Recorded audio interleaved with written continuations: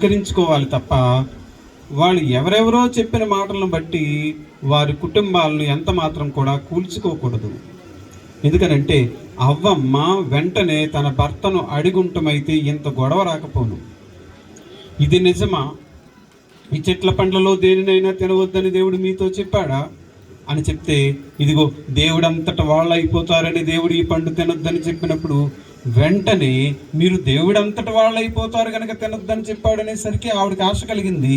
అయితే దేవుడంతట వాళ్ళం మనం కావాలనే ఉద్దేశంతో వెంటనే ఆమె కొన్ని పండ్లను కోసుకుని తన భర్తకు చెప్పకుండా తన సొంత నిర్ణయాలతో ఆమె పాపం చేసింది.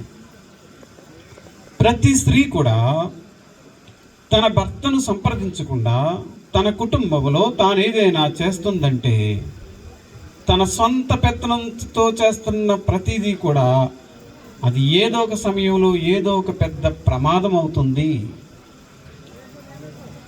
స్త్రీకి శిరస్సు లేదు, మీకు తెలుసు కదా, స్త్రీకి శిరస్సు లేదు.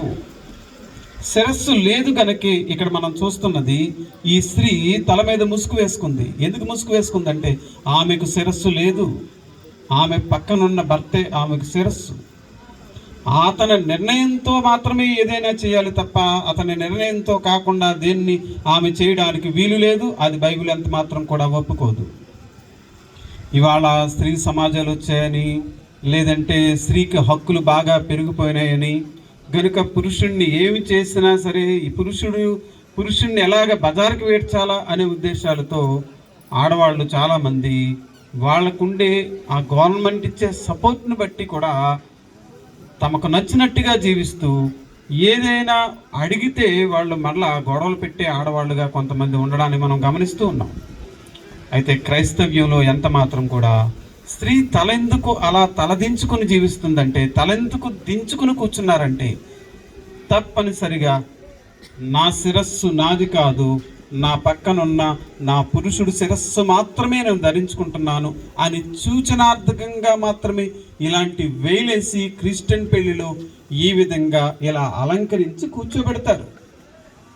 ఇలా కూర్చోబెట్టడంలో దేవుని ఉద్దేశాలు ఉన్నాయి. వీటిలో పురుషుడు ముందెందుకు కూర్చున్నాడు, స్త్రీ తర్వాత ఎందుకు వచ్చింది అంటే, రేపు యేసుక్రీస్తు ప్రభువు ఆల్రెడీ రెడీగా ఉన్నారు పెండ్లికి. సంఘం అందరూ కూడా సిద్ధపడుతున్నారు. ఆయన మధ్యాకాశంలో ఆయన నిలబడి ఉన్నాడు. మనందరం కూడా ఆయన్ని ఎదుర్కోవడానికి వెళతాం.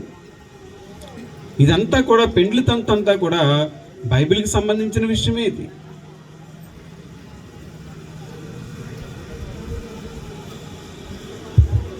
మనకి ఎన్ని గంటలకి ముగింపు అయిపోయిందా టైం? అంటే 12 గంటలకు ముగించేయాలని అనుకున్నాం, మరి 12 అయిపోయింది.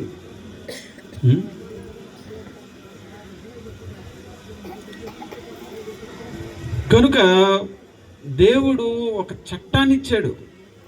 అసలు వీళ్ళు పెళ్లి సమయానికి ఇక్కడికి వచ్చేసరికి వీళ్ళకి తెలియవలసిన విషయాలు ఎన్ని ఉన్నాయంటే, ఇంత పుస్తకం తెలియాలి వీళ్ళకి. మా చర్చిలో నేను చెప్తాను కానీ అందరూ చేస్తారు, చేయని వాళ్ళు చాలా ఎక్కువ మంది ఉన్నారు, చేసేవాళ్ళ సంఖ్య తక్కువ ఉన్నది. యేసుక్రీస్తు ప్రభు వారు చెప్పిన ఆజ్ఞలన్నీ రాసుకుని వస్తేనే కానీ పెళ్లి చేయనని చెప్తాను నేను. యేసు ప్రభు వారు మత్తయి సువార్త నుంచి ప్రకటన గ్రంథం వరకు ఎన్ని విషయాలైతే ఆయన చెప్పారో, చెప్పిన విషయాలు నీకు ఎన్ని వచ్చో, ఎన్ని పాటిస్తున్నావో, ఎన్ని పాటించట్లేదో ముందు నీకు నువ్వుగా అలా సిద్ధపడితేనే కానీ పెళ్లికి రాకూడదని చెప్తాను. కొంతమంది పిల్లలు అలాగే సిద్ధపడి వచ్చిన వాళ్ళు కూడా ఉన్నారు. 500 ఆజ్ఞలు బైబిల్లో రాత్రి పగలు కూర్చుని రాసి చదువుకుని వచ్చిన వాళ్ళు ఉన్నారు. అలాంటి వాళ్ళకి మాత్రమే పెళ్లి చేస్తాను, మిగతా వాళ్ళకి నేను పెళ్లి చేయనని చెప్పాను. మరి మిగతా వాళ్ళకి పెళ్లి చేయనంటే పెళ్లి వయసు వస్తుంది, ఉద్యోగం వచ్చింది, ఏదో మొత్తానికి సంబంధం బాగుంది, చేసేయండి పెళ్ళి అంటే చేసేస్తూ ఉన్నాం. కానీ ఇది క్రైస్తవ సాంప్రదాయం ఎంత మాత్రం కాదు. క్రైస్తవ సాంప్రదాయం అంటే ఏమిటంటే, యేసుక్రీస్తుని పోలి మాత్రమే పురుషుడు ఉండాలి. ఆదాము అవిధేయుడయ్యాడు, భార్యను సరిగా ఏలలేకపోయాడు, ఆ కుటుంబం కాలిపోయింది. కాలిపోయిన కుటుంబంలో నుంచి మనం అందరం కూడా పుట్టుకుని వస్తున్నాము. కడపటి ఆదామైన యేసుక్రీస్తు ఇప్పుడు వచ్చారు. ఆయన సంఘానికి ఆయన పురుషుడై ఉన్నాడు. ఆయన్ని చూసి ప్రతి పురుషుడు నేర్చుకుని తన భార్యను ప్రేమించాలని ఎఫెసీయులకు రాసిన పత్రికలో మనం తరచుగా చదువుతూ ఉంటాం తరచుగా. రెండే విషయాలు పెళ్లికి సంబంధించి ప్రసంగం అంటే, రెండే విషయాలు. పురుషుడికి ఇవ్వబడిన ఆజ్ఞ ఏమిటి చెప్తారా? ఒక్క మాటలో మొత్తం అంతా చెప్పొచ్చు మీరు. పురుషుడికి ఇవ్వబడిన ఆజ్ఞ ఏమిటి? ఎన్ని పెళ్లి ప్రసంగాలు విన్నారు మీరు? పురుషుడికి ఇవ్వబడిన ఆజ్ఞ ఏమిటి? ఒక్క మాటలో చెప్పండి. తన శరీరంలో ప్రేమించుకుంటున్నట్టు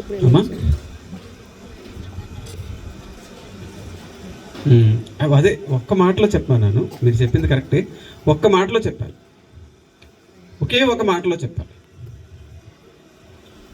చెప్పరా? ఒక్క మాటలోనే చెప్పండి.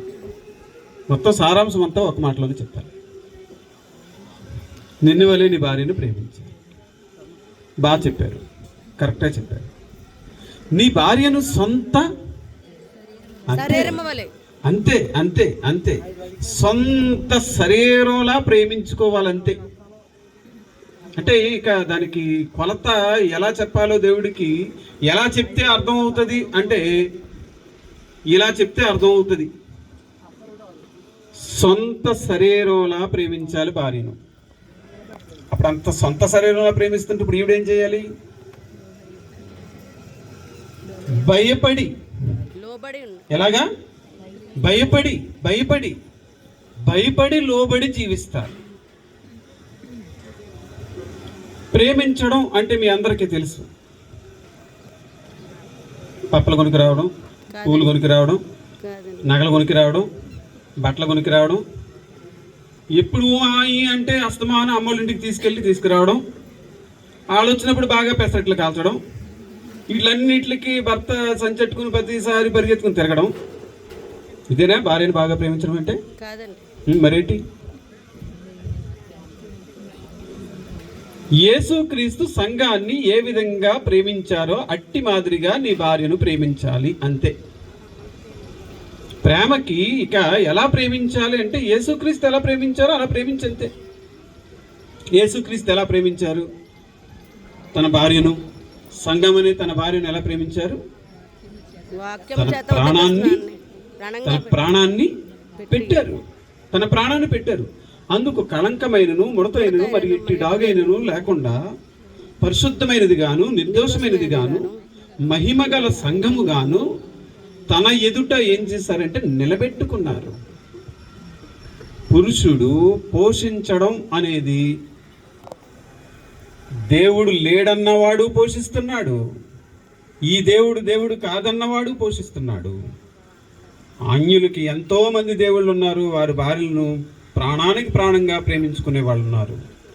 కానీ ఇక్కడ క్రైస్తవుడికి ఇవ్వబడిన బాధ్యత ఏమిటంటే, పురుషుడు తప్పనిసరిగా యేసుక్రీస్తు దగ్గర కూర్చుని నేర్చుకోవాలి.